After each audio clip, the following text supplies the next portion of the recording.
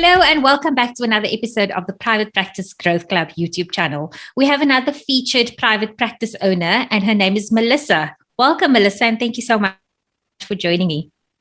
Thank you, Tasneem. Thank you for having me. It's really a great honor and a privilege to be here on your platform. So thank you so much. So let's start by telling everybody a little bit about yourself. What type of health professional are you, and where your practice is, and a little bit of background about who is Melissa.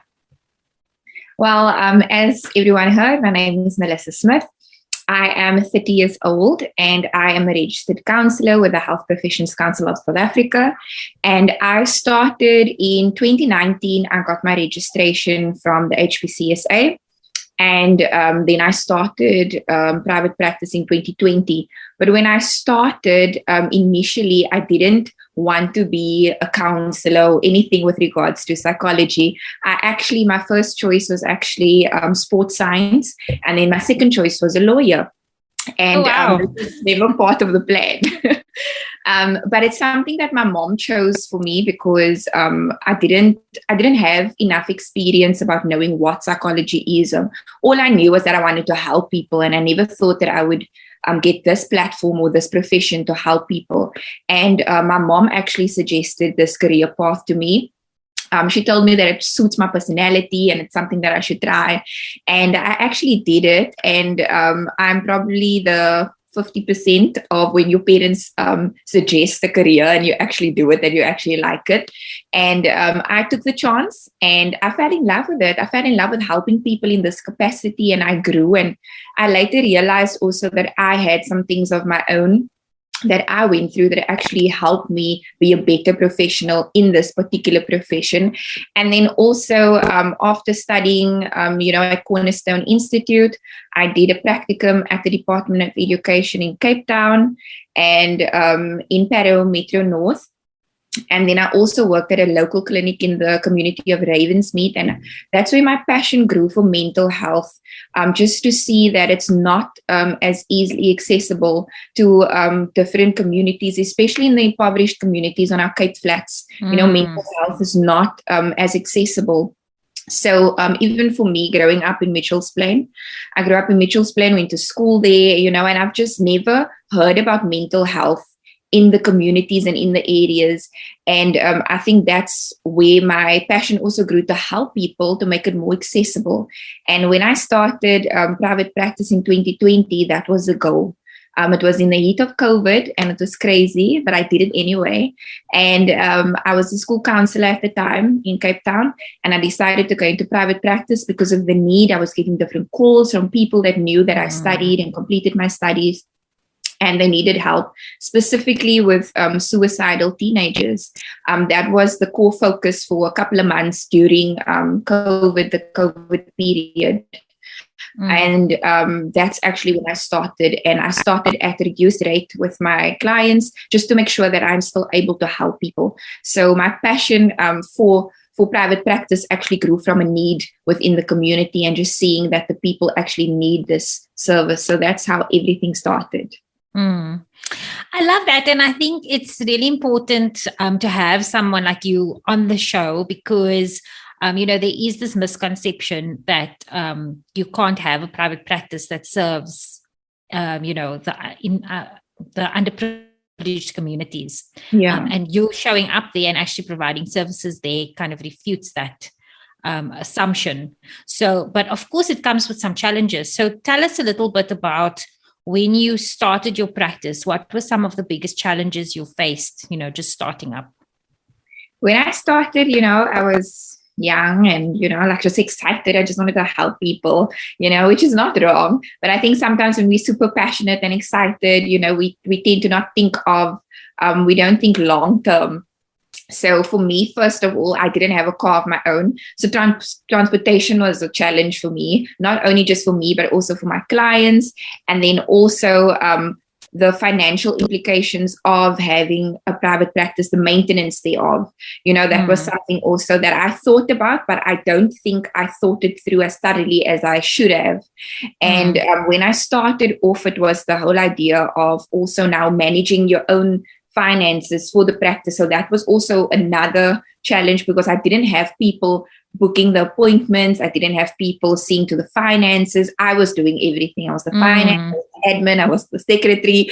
So literally you have different roles and different hats. And I think when you do that, it also opens up the avenue for burnout. So that was also something that I had a challenge with in the beginning, because as I said, I had a full-time job. I was a school counselor and I was practicing after hours and then also on Saturdays as well. So my weekends, my time was also something that I had to schedule, because I am a sister, I'm a girlfriend, I'm in a relationship. And so you have all these things that you have to juggle. And when you go into private practice and you're so passionate and you're young, you just want to help.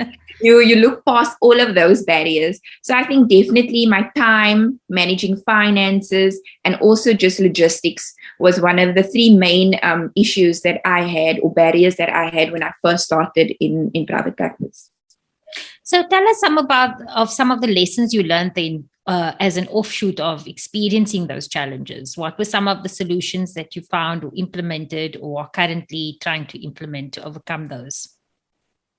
I think definitely the planning, being strategic, like planning your day, time management, planning your sessions, and then also just financially, also trying to be intentional with where your finances going, making sure that you are allocating it in the proper direction, and saving and building up. Those are things that I am now putting in place, things that I've learned after I've moved. Just before I moved from Cape Town, which was last year, I moved into East London in the Eastern Cape. And so now I've also set up a practice in East London. And so now I'm doing things way different than I did in Cape Town. And I have that opportunity to implement the lessons learned. So now, for an example, my time is more, it's more manageable, because I've learned from previous times when I just starting off with the practice. I've learned to make sure that I schedule certain days and times, and also I had to deal with the guilt of I really want to help but I can't, and having to say no sometimes, and also just not being afraid to reschedule a session with a client. Not every client that reach out to you is your responsibility to help. And I had a problem with saying no. So I wanted to say yes for everything. And it wasn't a money thing. It was more of I want to help this person. Because remember, my rates are never what it's supposed to be. I hardly charge people the actual rate. It's always at a reduced rate. So it's not the money thing. It's more the help thing. But I had to learn that I can't be everybody's savior. That I have to put strict boundaries in place for me and for everybody who's around me. So my time, for an example, I do not see clients during the week. If it's in contact, I just see on weekends. I schedule time just on weekends for the clients. So I made sure that was something that I put in place for myself. And then also financially making sure that I have a different spreadsheet financially and allocate certain finances to certain places so that it doesn't get lost in your monthly budget. And then also just making sure that I network with proper people with regards to administrative things. So if you know that admin is not your strong point, then also just to network and to get people alongside you to build a team so that you can function in your power spot, and then also allow others to come alongside on the journey and help you. Oh my word, you're also speaking my language, because, I don't know if people who do know me know that I'm a huge fan of time blocking.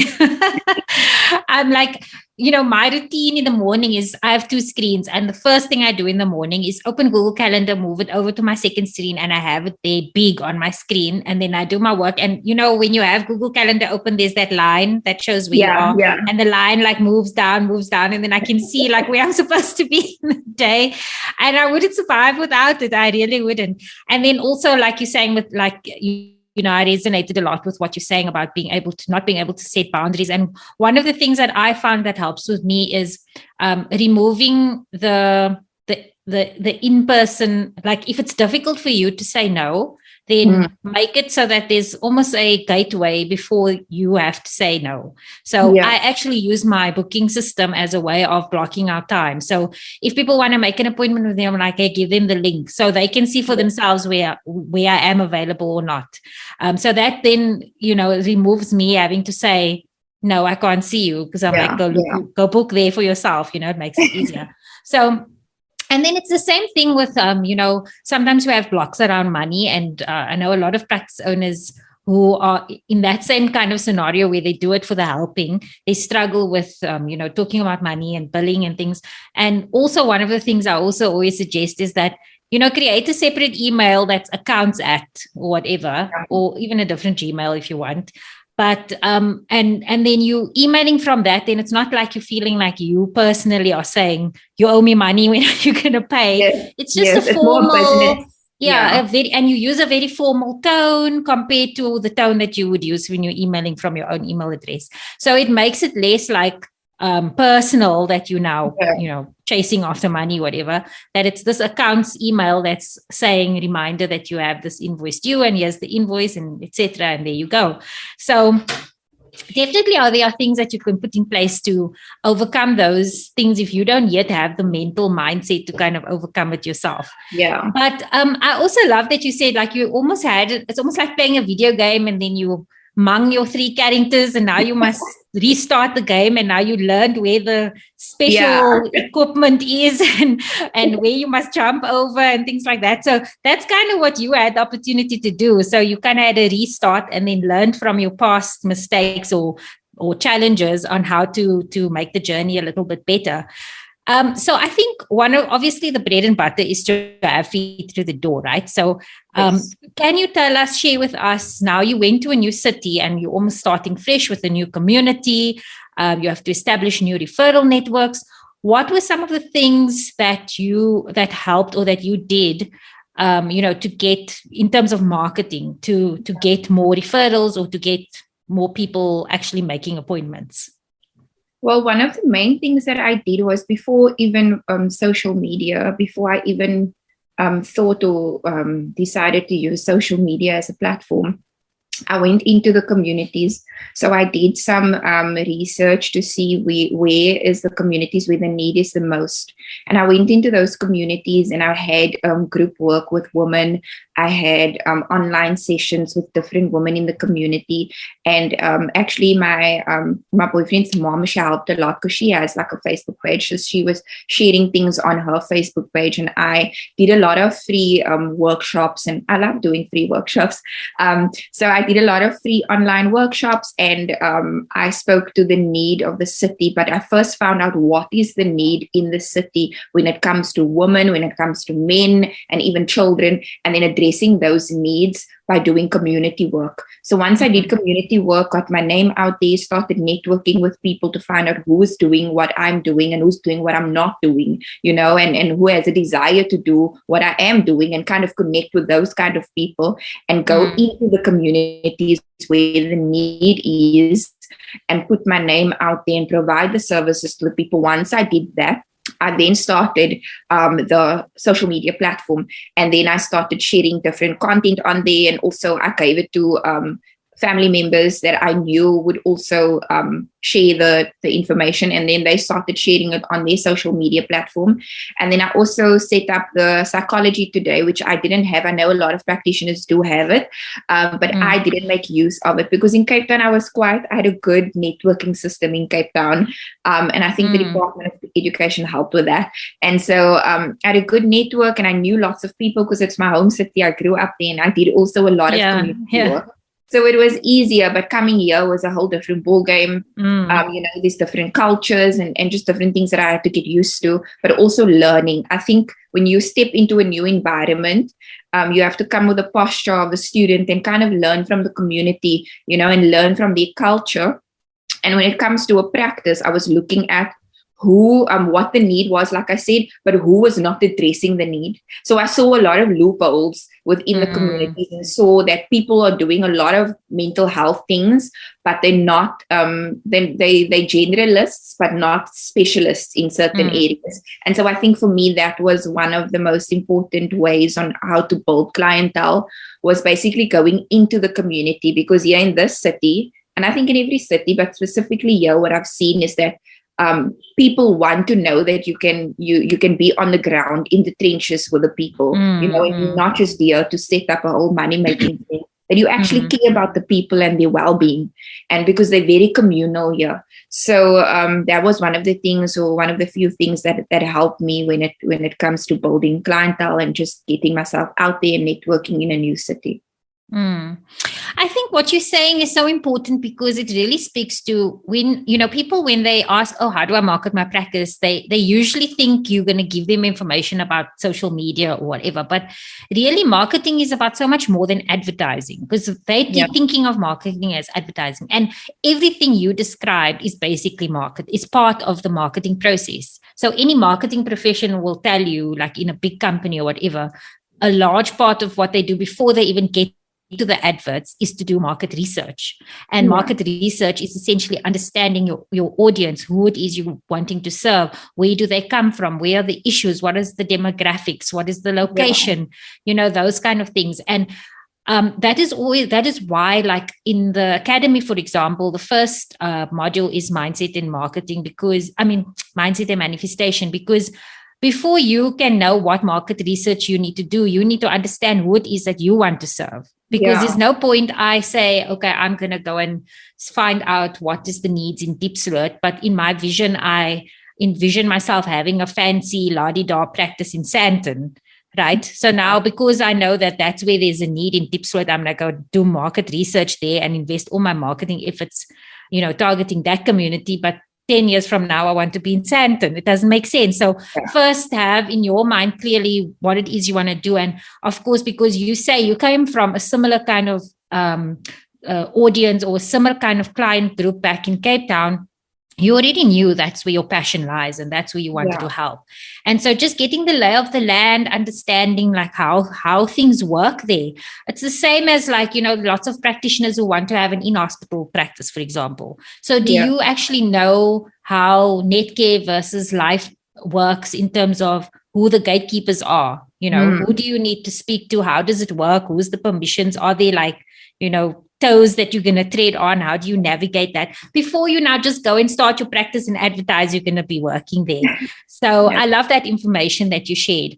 But then now that you've done your groundwork, you understood, of course, because you have chosen to serve a community or the types of clients who typically do not have the funds, disposable income to afford the luxury. And it shouldn't be a luxury. It should be a right for everyone to receive these services. But the reality is, on Maslow's hierarchy of needs, safety and security is what is basically being covered by their incomes. So mental health or healthcare is basically a luxury. So how did you kind of navigate that? And there's also obviously, especially in non-white communities, there's so much stigma still around receiving mental health care. In our communities, it's, nie hy is mal man, hy is mal, moenie met hom lolly, hy is mal en los hom or whatever, right? So there's a lot of that you also have to overcome. And so there's a lot of secrecy around getting help. So how do you kind of overcome those kind of issues? I think using education as a form of, overcoming that, in the sense of creating an awareness, but psycho-educating people about what it really is.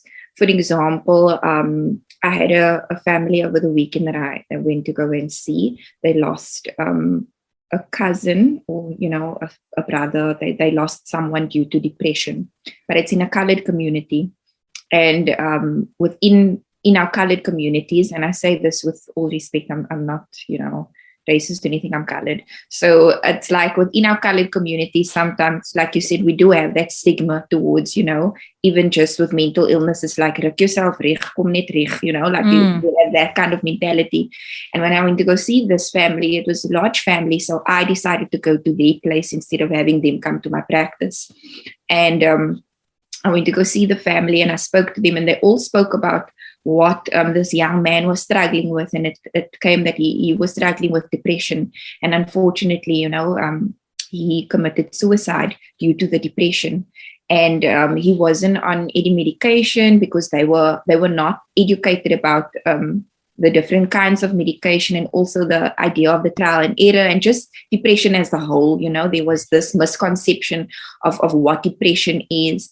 And before I even started with the session, I was able to do just a bit of education of what depression is and how it affects your brain and how it affects your body, and just breaking it down, for them, and allowing them to see that this person had an internal battle that no one really understands. That only if you experience it yourself would you fully comprehend the battle that somebody goes through that struggles, particularly now with depression. And I was able to shed some light on that. And after that, the family had such a positive outlook on it, and they said that they want to go and, do some research on it and to help people and get involved with people that is struggling with depression. And had they known what depression really is, it would have changed, the way they looked at this particular individual. Even though they really did want to help, they didn't know what else to do or how to help. So even just that, sometimes people put up a wall because they don't know. And when we come in with that posture of, let me help you understand, instead of keeping yourself as, I know it all, let me come in and show you what to do. This is what it is. You're doing it wrong. What I find is in communities where there's cultural barriers, sometimes different cultures and, traditions and certain things. But when you come in with a posture of, let me help, instead of let me teach, because sometimes that let me teach you pushes up certain pride, and then they kind of push you away because you come across as prideful. But what I've learned is when you come into an environment and you come with a let me help you, it opens up, it kind of break down those walls from the people that is non-receptive of the information. And when they hear that you actually want to help them, they're more open. Now, not everybody, accepts the help or seems as though they accept the help, but I have had a lot of successes when it comes to people that either don't know about mental health, they're not aware of the implications of mental health, they're still stuck in tradition or culture and not able to open up their eyes, and just learn a little bit more. But when I came with the approach of let me help you, it kind of broke down those walls and gave them opportunity to learn and grow, and then also just bring that awareness and then change how they see things or how they do things within the culture, household, community. So that's helped me a lot.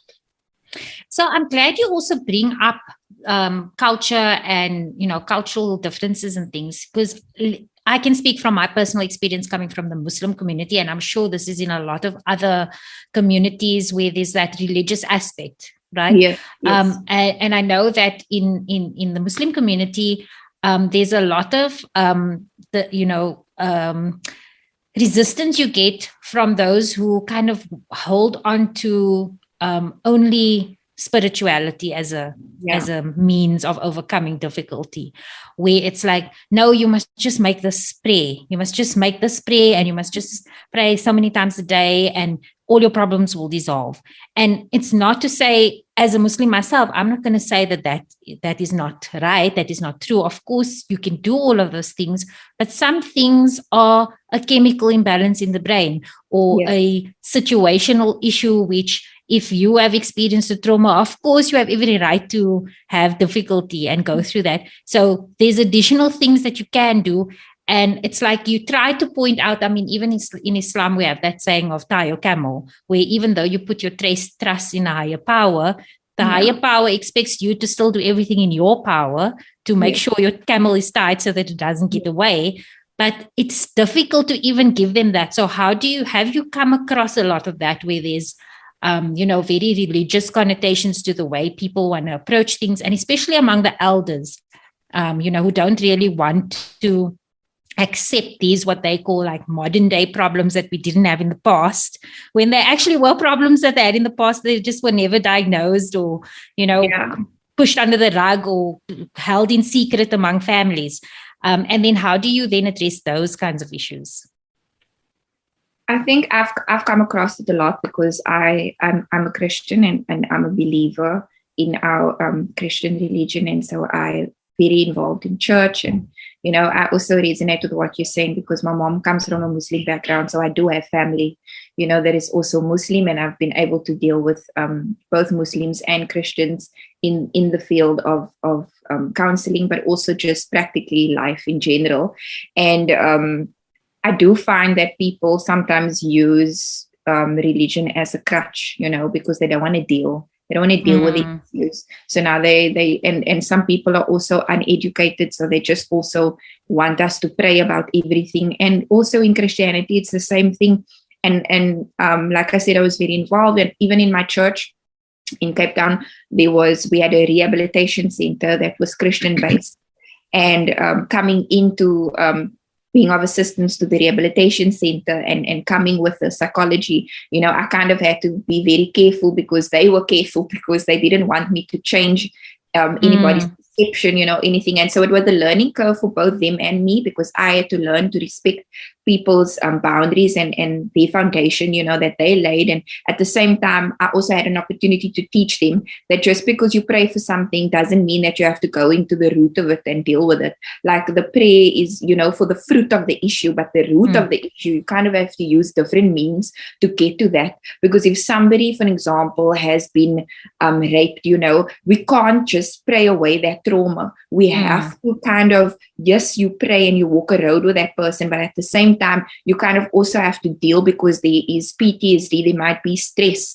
there's post-traumatic things that person face. And if you're not equipped to deal with it, then you could cause that person more harm. So again, in our religious settings, I think it's important also to educate certain leadership in our religious spheres to know about these things. But I have encountered a lot of people, that just want to pray at the way. I even had a Muslim client, and the client, when I was a student, the client was struggling with sexual orientation, and even that was a big deal, for the Islam family. And I know because of my mom's background, so I also understood, the religious aspects when it comes to struggling with sexual identity and just any religion. Obviously, it is a big deal in any religion when it comes to your sexual orientation, and also just dealing, like walking around with that family and making them understand that it doesn't matter how many times, you're going to pray with this individual.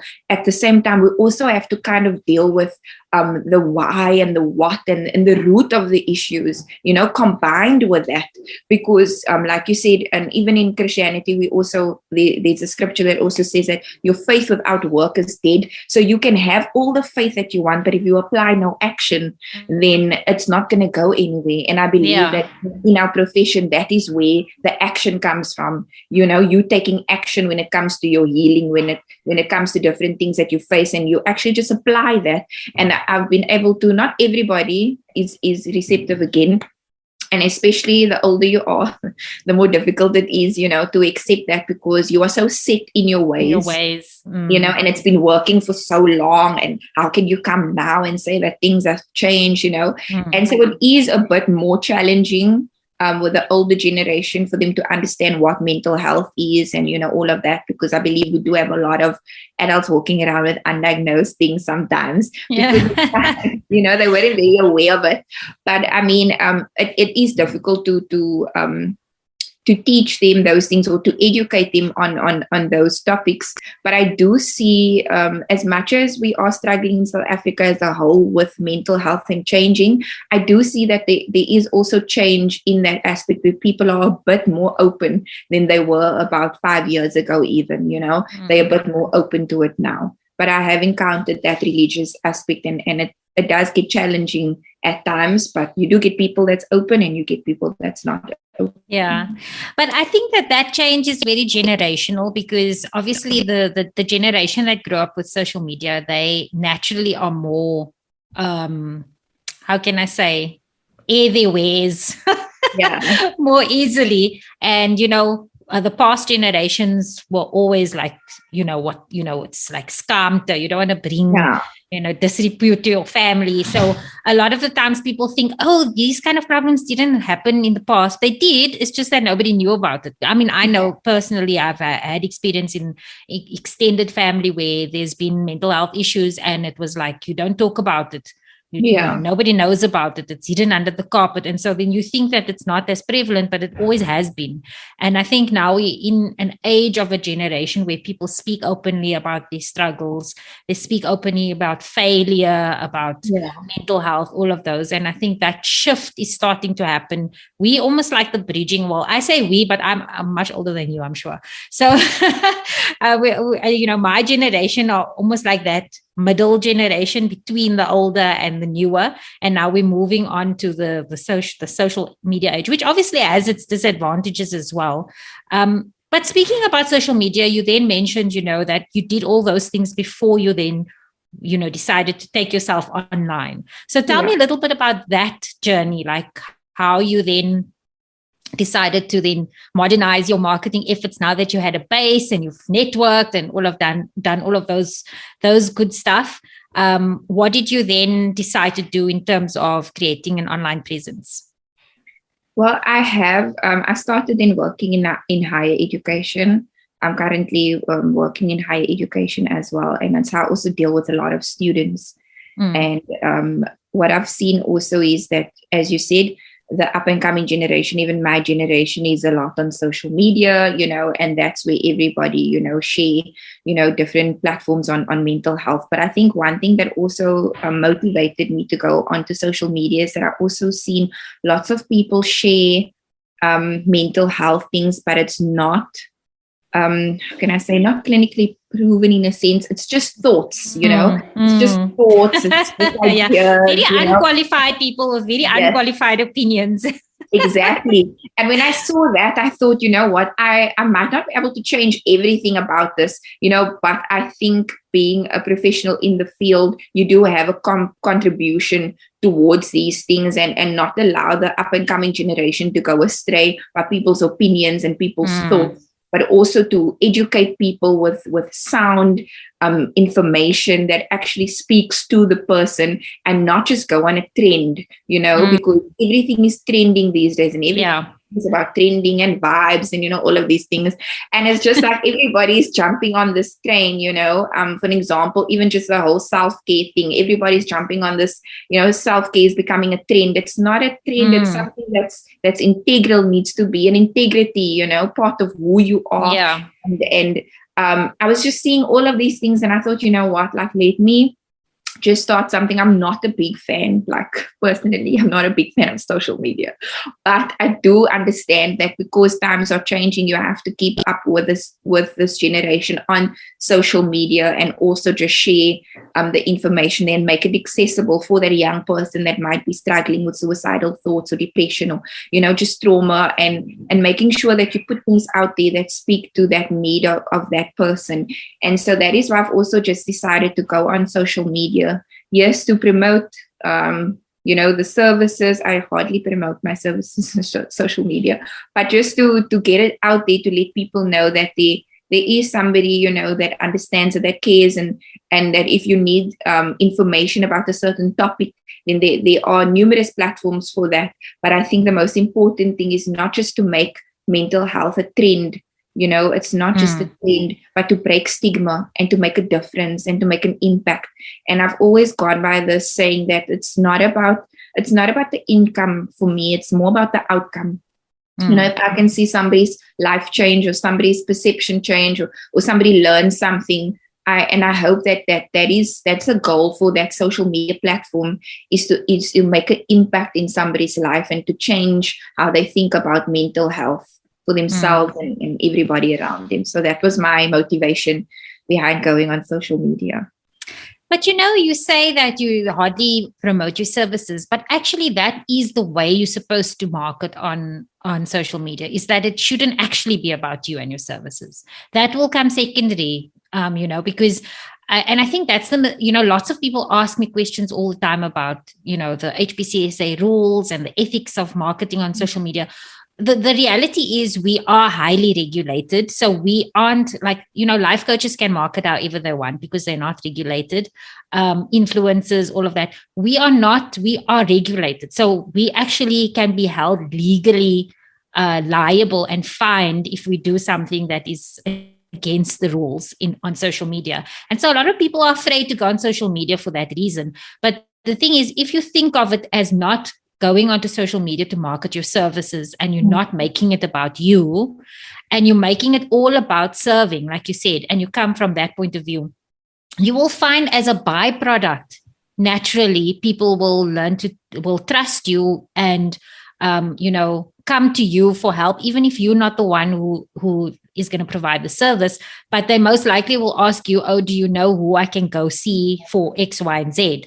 Or I'm going to be seeing this person. Do you think this is? I've had people DM me like that, where I'm not necessarily who they need to see, and then they will say, should I go to a psychologist or should I go to a life coach, or who should I see for this? Can you recommend anyone?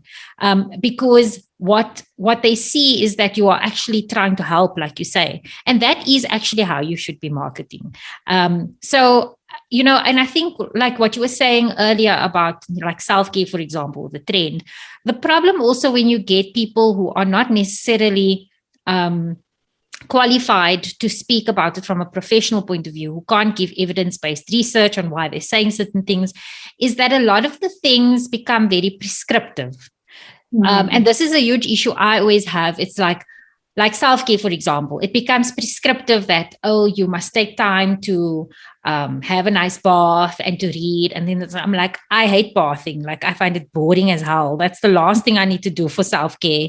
So like, don't prescribe to, but now maybe if I read that as a young person who's impressionable and I'm trying to like be, in women empowerment and all of these things. And I'm like, oh, but if I want to be an empowered woman, then I must make sure that I make time to have a bath once with candles and read a specific book that some influencer recommended, because that's what self-care means, as opposed to getting to the root of what is self-care actually? Why do you actually need it? When do you actually need it? How do you fit it into your life? And what does it mean for mental health?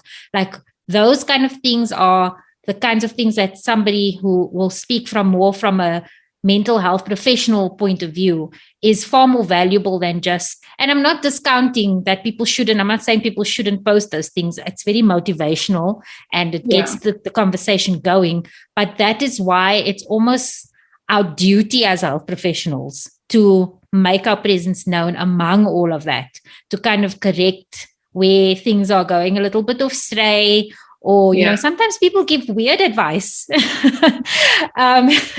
it's almost like we have a duty. And I always say to, people in the academy and in my Facebook group, it's like, even if you are an introvert and you don't want to have your face on social media and that, it's completely possible to grow a following and to have a influential channel without even having one picture of yourself on there.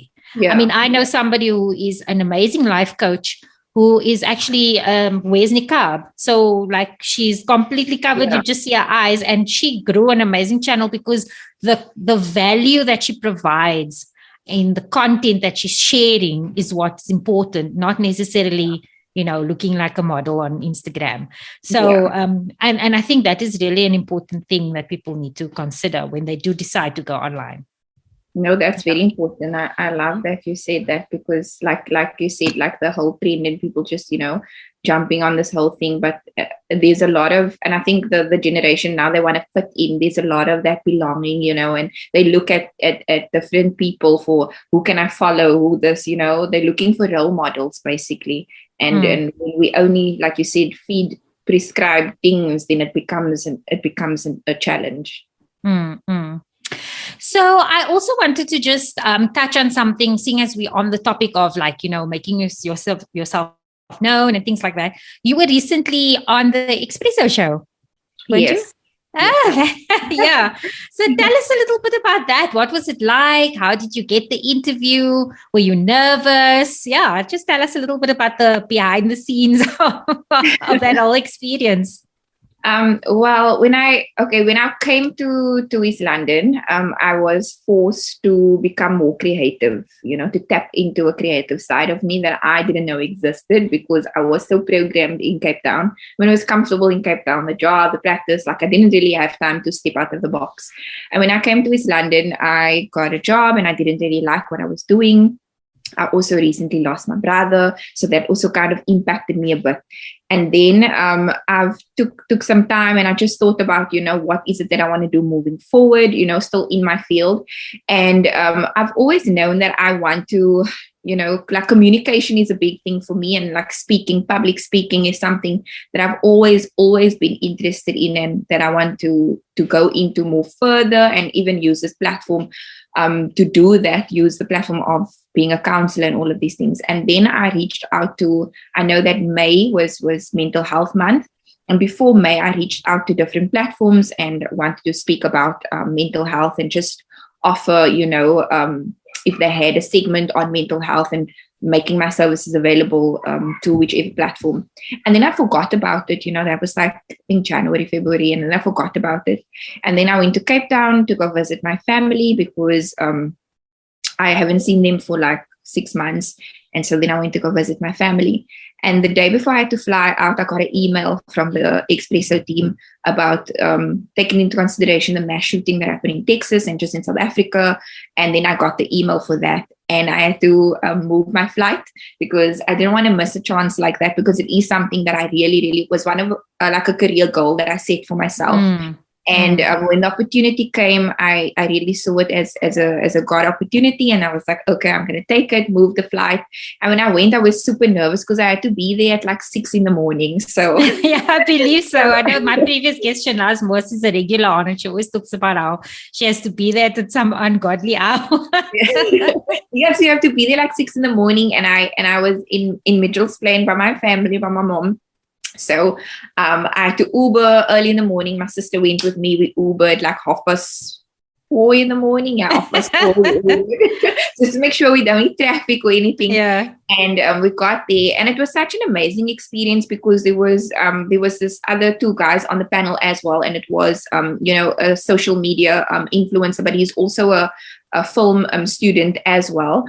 At UCT, and then there was a journalist as well that was there, and they were so rich in knowledge talking about this particular topic. And it was a privilege being able to dive into this because it's something that I had experience in working in Valhalla Park and Bishop Lavis areas in Cape Town that is full of gangsterism and drug addiction and even just the shootings and sometimes going to a school in the morning and find that you have to do trauma debriefing with students because the night before there was a shooting and bodies were now thrown over to the schoolyard, and now you have to do this with the children. So it was something that I was familiar with. I remember one time on a school we had gangsters coming in while we were busy doing something at the school, and they started shooting at the school, and we kind of just had to keep the children calm. So I used to work with the young men that was either victims or perpetrators of these crimes. So it was really interesting, and I think for me it was such a privilege to be a part of a panel like that. I was super nervous. I'm always nervous when I need to talk or public speaking, but I enjoy it so much.